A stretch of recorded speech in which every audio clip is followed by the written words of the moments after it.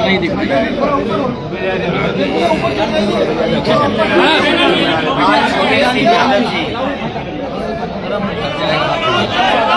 हमारी पार्टी के वरिष्ठ नेता समाजवादी चिंतक नेता जिन्होंने पूरा जीवन लगाया समाजवादी आंदोलन में, आज उनकी 13वीं के कार्यक्रम में शामिल होने आया।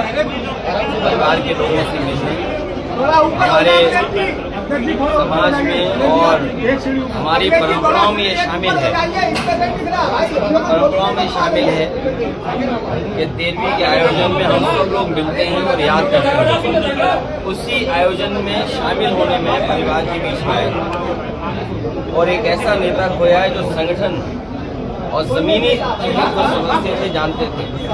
उनकी कमी समाजवादी आंदोलन में हमेशा दिखाई देगी।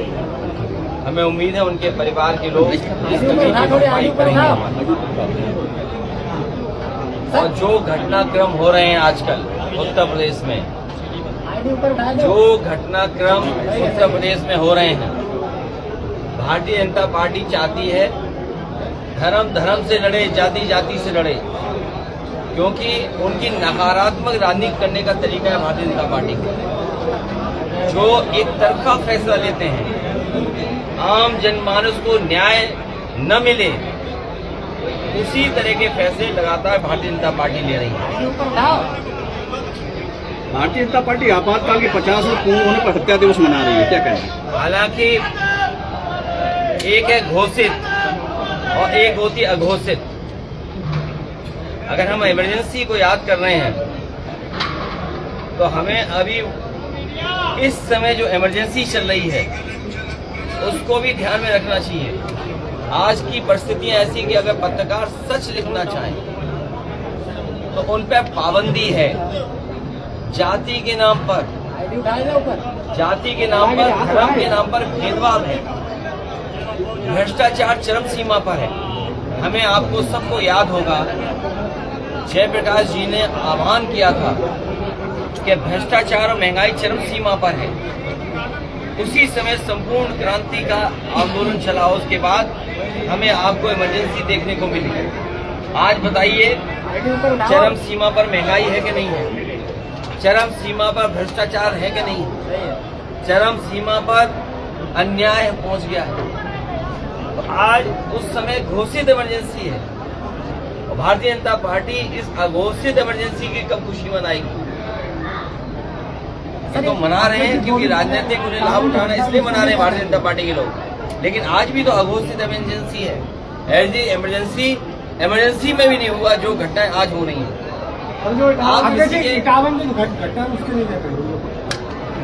जो घटना इटावा में हुई है, ये वर्चस्ववादी लोग और शोषण करने वाले लोग, समाज में उनकी कोई जगह नहीं होनी चाहिए। तो कह रहे हैं सर, आपके द्वारा नाम लेकर धमकी दी गई कि हमारे संबंध है उनसे। मुझे एक, हालांकि हमारे जितने पत्रकार साथी हैं, सच्चाई तो आप भी जानते हो। अगर अपना प्रेस का नाम पूछ के पूछोगे तो हम बता सकते हैं। अभी एक आप लोग जाइए उस परिवार में और पूछिए जाकर के। इसीलिए मैं कह रहा हूँ भारतीय जनता पार्टी जातियों में लड़ाने के लिए और जातियों के बीच संघर्ष शुरू हो जाए, उसके लिए अभी तो और प्रयास करेगी। पता लगा कि अभी तो यादव भाइयों को भड़काने के लिए भेजेगी वो, और बीजेपी भेजेगी, याद रखना आप। फिर दूसरे समाज को भड़काने के लिए भेजेगी वो, क्योंकि उन्हें बेरोजगारी, महंगाई और भ्रष्टाचार में बहस ही नहीं करनी। और ये अधिकार अगर है सुनने का, अगर गीता का, भागवत का सुनने का अगर अधिकार है तो कहने का अधिकार क्यों नहीं होगा? और फिर अगर भारतीय जनता पार्टी को ये लगता है तो कानून लाए, जैसे कश्मीर में कानून ले आए या और कानून ले आए हैं, तो कानून ले आए और कहें कि एकाधिकार हो जाएगा। इसके अलावा कोई भागवत नहीं कर सकता कथा, कोई भागवत कथा सुन नहीं सकता। ले आए सरकार, भारतीय जनता पार्टी के लोग कानून क्यों नहीं लाते? आखिरकार ये पूरी सोची समझी साजिश और षड्यंत्र के तहत हुआ है। क्या आप किसी के आज के समय बाल काट दोगे? आप उसकी चुटिया काट दोगे? सोचो चुटिया से कितना सम्मान होता है और चुटिया से कितना इमोशनल लगाव होता है। हमारे साथी लोग चुटिया रखते होंगे तो अगर उससे पूछो तो कहते हैं 4 साल की हो गई, 8 साल की हो गई, 10 साल की हो गई। जिस शास्त्री जी की चुटिया कटी है, सोचो कितने वर्षों से चुटिया रखे थे। ये कौन बचतवादी लोग हैं, कौन ऐसे लोग हैं जो चुटिया काट दिए बताओ। और पेशाब की बात मैं नहीं बोल रहा हूं आपको, हमें खुद बुरा लगता है कि आज के समय पर जब भारतीय जनता पार्टी सपना दिखा रही है विकसित भारत का, सपना दिखा रही है हम विश्व गुरु बन जाएंगे, सपना दिखाते हैं कि ट्रम्प भी उनका कहना मानते हैं, तो अब बताओ हमारे समाज में ये घटनाएं हो रही हों। और एक जगह नहीं, उत्तर प्रदेश में तमाम जगह ऐसी घटनाएं हमने देखी हैं और सब बीजेपी की सरकार में हो रही हैं। पेशाब को पिला देना, पेशाब डाल देना, पेशाब से आपको शुद्ध कर देना। और वो गोबर वाली बातें तो आप सब जानते हो, ये खुद ही कहते हैं कि पीजिए इससे बीमारी ठीक हो जाएगी। ये बीजेपी के लोग कौन सी नई साइंस चला रही है बताइए आप। अभी कुछ कह दोगे तो कहीं सनातन विरोधी हैं।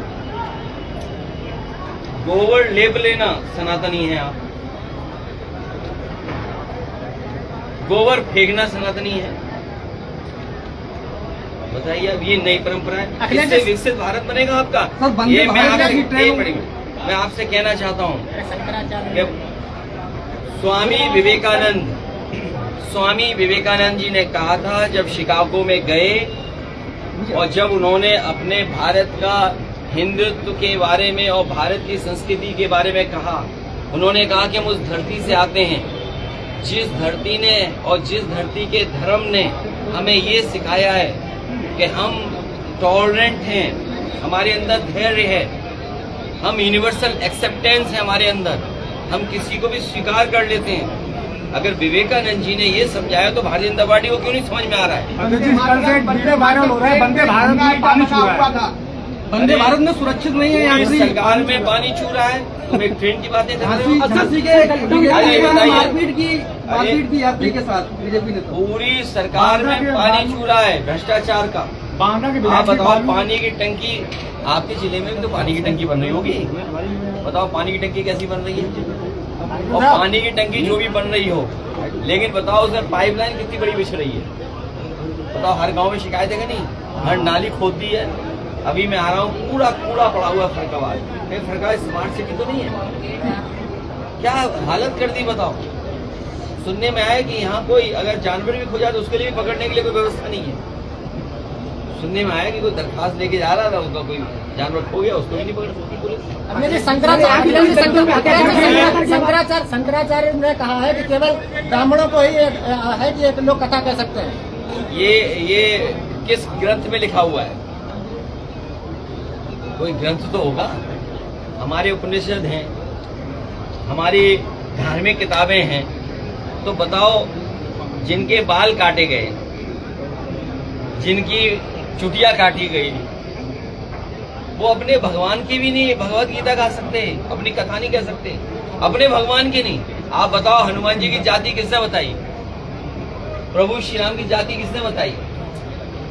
बताइए, प्रभु श्री राम की जाति किसने बताई थी? आप बताइए। आप कोई नहीं बोलेगा क्योंकि इमरजेंसी है। अगर नाम बोल दोगे तो डीएम एसपी आपको जेल भेज देंगे। ये भी इमरजेंसी है। आप बताइए, रुक जाओ भाई, ये बताओ प्रभु श्री राम को और प्रभु श्री राम की जाति किसने बताई? भगवान सबके, हमारे भी हैं। अब बीजेपी को ये तकलीफ है, भगवान कृष्ण का प्रचार ज्यादा है, उसे दुनिया में पूछते हैं, इतनी सी शिकायत है उन्हें। पार्टी आंदोलन करेगी इस घटना के लिए? आंदोलन नहीं, समाज को जागरूक करेगी और जरूरत पड़ेगी तो आंदोलन करेंगे। अब बताओ, अब मैं क्या बोलूं उस केस में? आप खुद समझते हो बातें सर, क्या कहलवा रहे हो क्या कहलवा रहे हो उस परिवार? देखिए, ये भारतीय जनता पार्टी को शोभा नहीं देता है। भारतीय जनता पार्टी को ये शोभा नहीं देता है। अगर भारतीय जनता पार्टी अपने सनातन को कह रही है तो सनातन में क्या झूठ बोलना बताएगा? ये झूठ बोला करो। ये कौन सा धर्म है बताइए? सनातन धर्म वाले मानने वाले झूठ नहीं बोल सकते, ना झूठ सिखा सकते हैं, लेकिन भाजपा झूठ सिखा रहे हैं। बताइए, अजय राय की बात पे सहमत है? अजय राय बोल रहे हैं इस समय जो चल रहा है बहुत ही इमरजेंसी से ज्यादा अंग्रेजों से ज्यादा बेहतर बिहारी अरे भाई ज्यादा है, उससे बात का सहमत है। बीजेपी को और बीजेपी के विचारधारा को अंग्रेजों ने बनाया और कांग्रेस पार्टी का गठन हुआ इटावा में। हमारे जानते हुए साथी क्यों? कांग्रेस का गठन तो इटावा से भी तो संबंध है। एओ यूम कहाँ के जिलाधिकारी थे? इटावा के जिलाधिकारी थे। तो भारतीय जनता पार्टी भ्रष्टाचार पर, महंगाई पर, और हमारा साथी सही कह रहा है। बताओ, विधायक ने एसडीएम को कूट दिया। एक विधायक ने सुना है, अखबारों में पढ़ा है, टीवी पे चला है, सोशल मीडिया पे, एक विधायक जी ने एसडीएम को मार मार के ठीक कर दिया। 7 उनके कांस्टेबल से मारे। उसके बाद कोई दरोगा बचाने आया तो दरोगा को भी पीट दिया। बताओ, एक एमएलसी कमरे में बंद करके कूटे गए। ये पता आपको? नहीं पता है? एक एमएलसी को कुछ लेन देन या उस बंटवारे में झगड़ा हो गया तो एमएलसी को कमरे में बंद किया, फिर कूटा गया उसे। कूटा, खूब कूटा। अब कूटना तो जानते हो क्या होता है। और इसी तरह जब उनके ट्रक नहीं छोड़े जा रहे थे, जो नंबर ही नहीं जिसमें कुछ लिखा भी अलग से, वो उनकी पहचान है, तो एसडीएम को पीटा गया। कानपुर का आप हम लोग जानते ही हैं कि डीएम और सीएमओ में झगड़ा चल रहा है। इनके मंत्री अधिकारियों की शिकायत करेंगे, ट्रांसफर उनके कहने से नहीं हो रहा, ट्रांसफर कैंसिल हो रहे हैं। इस स्वास्थ्य विभाग में आप पता कर लो, ट्रांसफर होने के लिए क्या क्या करना पड़ता है डॉक्टर और उन लोगों को। अध्यक्ष जी, जो स्मार्ट मीटर लग रहे हैं, इसके लिए कुछ कहेंगे आप? ये बिजली बेच देंगे। इन्होंने बिजली नहीं बनाई, ये पूरी बिजली बेच देंगे बीजेपी के लोग। आज जब मैं आ रहा था तो एक सोशल मीडिया पे किसी ने स्क्रीनशॉट लेकर के मुझे भेजा कि भारतीय जनता पार्टी और आरएसएस का फुल फॉर्म क्या है। पूरा सब कुछ बेच देंगे, ये है फुल फॉर्म। पूरा भारत को बेच के चले जाएंगे, राष्ट्र को बेचेंगे। क्या नहीं बिक गया बताओ आप? बताइए, अमेरिका के दबाव में सीजफायर हो गई। इसका मतलब क्या है? कारोबार की वजह से, आर्थिक जो आपका व्यवस्था है उसमें अमेरिका का दबाव है। तो ये बिजली बेच रहे हैं, सड़कें बेच दी इन्होंने, मंडी बेच दी इन्होंने, बस स्टैंड बेच दिए, किसान बाजार बेच दिए, और एफडीआई के नाम पर चाहे एलआईसी बेचा हो, मल्टीनेशनल कंपनियों को सुविधाएं दी हो, सब बेच रहे हैं ये लोग। प्राइवेट लोगों को सब बेच रहे हैं, फोन, टेलीफोन सब उनके पास। चीन से लड़ना चाहते हो, ये सब मोबाइल चीन के बने हुए हैं। स्वदेशी की बात कर रहे हो, सब मोबाइल विदेश के, देखिए खड़े हो, सब चीन के बने हुए। कोई ऐसा नहीं जो चीन से सामान ना आया हो, जितने मोबाइल हमारे सामने खड़े हो। तो ये स्थिति पैदा हो गई। फरक्काबाद का जो काम है, मान लो टेक्सटाइल का है, यहाँ का जरदोजी है, बर्बाद कर दिया कि नहीं कर दिया? टेक्सटाइल पार्क पता नहीं कहाँ चल गया, टेक्सटाइल पार्क छिन गया। और आपका जो एक्सप्रेस वे था, वो क्या कह रहे थे? फरक्काबाद वाले चूसे गन्ना और एक्सप्रेस वे ले गए खन्ना। बताइए, ये हालत है। बताओ, हम अपने फरक्काबाद के लोगों को कहना चाहते हैं, जो पहले हुआ उसको भूल जाइए। फरक्काबाद का विकास एक्सप्रेसवे से जोड़ना और फरक्काबाद को पूरी आधुनिक सुविधाएं देने का काम हम समाजवादी लोग आने वाले समय में सरकार करेंगे। अखिलेश जी, गंगा जी का पुल जो है पूरी तरीके से डैमेज हो चुका है। क्या आपकी सरकार अगर आप कहिए गंगा जी पे नया पुल बनाएंगे और एक्सप्रेसवे से आपको फरक्काबाद को जोड़ करके 8 लेन वाला गंगा का पुल बनाएंगे। 8 लाख रुपए लगाकर मरम्मत हुई और 8 लेन का। अरे छोड़िए बीजेपी का भ्रष्टाचार, बीजेपी का भ्रष्टाचार किया। कौन कह रहा था पानी छू रहा है? ये जो आप कह रहे हो पुल में से नहीं पैसे छुआ, तो पुल में से पैसे तो छुआ होगा, तभी तो मेंटेनेंस खराब हुआ है। हमारा ट्रेन छूट गई। हाँ वही तो, इसीलिए पुल भी इनका ऐसा ही है, सब पैसा खा गए पुल का भी। समाजवादी सरकार बनेगी। जिस तरह कन्नौज में, और आगरा में यमुना पर 8 लेन ब्रिज बने, 8 लेन। जब आप यमुना में घुसते हैं तो 8 लेन, यमुना को क्रॉस करते हैं तो 8 लेन ब्रिज बने। कन्नौज से जब आप गंगा पार करते हैं तो 8 लेन ब्रिज है। जब एक्सप्रेस वे आएगा और अपने आगरा लखनऊ से हम लोग जोड़ेंगे तो गंगा पार करने के लिए 8 लेन ब्रिज बनाने का काम भी समाजवादी सरकार में होगा। ठीक है, धन्यवाद। और ये देखिए, अबे धन्यवाद, रुक जाओ अभी। ये जो सड़क ग्वालियर, इटावा, फरक्काबाद होकर के लिपू लेक तक हमने मांगी थी। जब चीन से झगड़ा हुआ था, तो इसको 6 लेन मांगा था।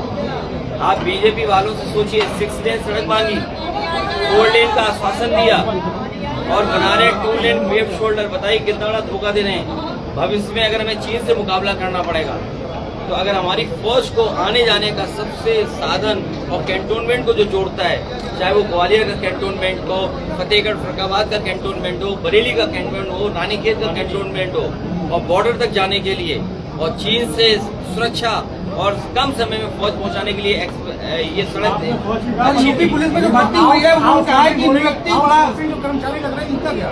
हम लोग आउटसोर्स को खत्म करेंगे और पक्की नौकरी देंगे। सर, यूपी पुलिस में नियुक्ति हुई, उन्होंने कहा कि पहले तो अंदर हो जाती थी, हमने खुलेआम की है और सबको नियुक्ति पत्र खुले मंच से दिए। और ये आरोप लगाए गृहमंत्री जी ने खुद अपने हाथ से धन बटोर रहे हैं, ये आरोप लगा रहे हैं। इनसे कहिए कि इस भर्ती की सूची जारी कर दें, पीडीए की सूची एक, और इससे भी आसान भर्ती कम से कम 35,000 लोगों की समाजवादी सरकार में की थी। 2 बातें बता के जा रहा हूँ, बाद में पुलिस से पूछ लेना। प्रमोशन हुआ था पुलिस में सबसे ज्यादा, कई वर्षों से प्रमोशन पुलिस का रुका हुआ था, प्रमोशन नहीं हो सकता था। 71 सिपाही को प्रमोशन दिया बिना परीक्षा के और प्रमोशन मिला। नंबर 1। नंबर 2, मेरिट से भर्ती। आप एक व्यक्ति ले आओ मेरिट की भर्ती का, एक व्यक्ति जिससे पैसा लिया हो। मेरिट से भर्ती जो समाजवादी सरकार में हुई है, एक बता दें। और अगर नहीं बता पा रहे हैं तो योगी जी को और इनको अपना सनातन धर्म छोड़ देना चाहिए। सर, सरकारी स्कूल बंद किए जा रहे हैं, जिससे कि टीचर्स और जो गार्जियन परेशान हैं। आप सुनिए, इसके लिए जो हमारे बच्चे जा रहे हैं, ये बेटियों को कैसे पढ़ाओगे बताओ? अगर ये जो प्राइमरी स्कूल और ये जो बना रही नई व्यवस्था दे रहे हैं, इसमें छोटे बच्चे नहीं पढ़ पाएंगे। छोटे बच्चे कहाँ पढ़ पाएंगे बताइए आप? उनके माँ बाप पिताजी कौन लेकर के जाए? अध्यक्ष जी 2 दिन पहले कहा कि चाचा भतीजे में बात नहीं होती, योगी जी की भाषा में। नहीं, वो जानते ही नहीं, वो नहीं जानते। तो पारिवारिक बात इसलिए मत कहो। हमारे मुख्यमंत्री के बारे में भी बहुत कुछ कहा जा सकता है, इसलिए मत कहो। वो बातें खराब है, क्योंकि इस समय उन्हें डर लग रहा है। डर इस बात का कि समाजवादी पार्टी हराने जा रही है और सब एक हो गए हैं, इसलिए घबराए हुए हैं।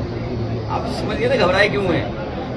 पीडीए की गांठ ढूंढ रहे हैं दिन रात बैठे बैठे, उन्हें फार्मूला ही नहीं मिल रहा। और आप सोचिए आज के समय पर ये जो सोशल मीडिया पे चला होगा, जिस बाल काट दिया आपने, चुटिया काट दी, घुटा दिया, आपकी भाषा में हमारी भाषा में सर घुटा दिया, बताइए अपमान है कि नहीं है? चुटिया काट दी अपमान है कि नहीं है? बताओ, किसी को पेशाब से शुद्ध किया हो है कि नहीं है? आप बताओ, बीजेपी वाले और बीजेपी के लोग जो अपना पिछड़ा जोड़ने के लिए कई मुख्यमंत्री बना रहे हैं। और सोचिए, मध्य प्रदेश के मोहन यादव जी मुख्यमंत्री उत्तर प्रदेश में थे, जो यादवों को जोड़ने के लिए निकलते हैं जगह जगह पर। उन पे मनी मन क्या गुजरा होगा? जब खबर पहुंची होगी कि यादव समझ करके उनका सर घोट दिया, चोटी काट दी, तो वो बगल में बैठे थे वहीं पर। योगी जी के बारे में और देश के जो हमारे सबसे बड़े 2 नंबर के मंत्री, उनके बारे में क्या सोच रहे होंगे? सच बताइए आप, उन पे क्या गुजर रही होगी? आप सोचिए। आप जो मध्य प्रदेश के मुख्यमंत्री जी हैं, वो कहते हैं यादव हैं। मैं तो आपके माध्यम से अपील करूंगा कि मध्य प्रदेश के मुख्यमंत्री जी मध्य प्रदेश से एक दिन का समय निकालें और जिनका सर घुटाया है, जिन पे पेशाब डाली गई है, जिनकी चुटिया काटी गई है, उस परिवार से जरूर मिलें, और जिन्होंने किया उस परिवार से भी मिल लें। दोनों परिवार से मिलें। मैं ये नहीं कहता हूँ कि एक ही परिवार से मिलें। जहां पर कथा हो रही थी उस परिवार से भी मिले, और जे शास्त्री लोग जो गए थे कथा कहने, उनसे भी मिल लें। अब आपके माध्यम से संदेश भेज दिया, हो सकता है मिले आकर। अरे आधार कार्ड पोलिंग स्टेशन में चुनाव बन जाते हैं, तो नहीं पता क्या? सर, दलितों के साथ अत्याचार हो रहा है, उसके लिए दलितों के साथ अत्याचार और न्याय तभी रुकेगा जब समाज सरकार आएगी। धन्यवाद।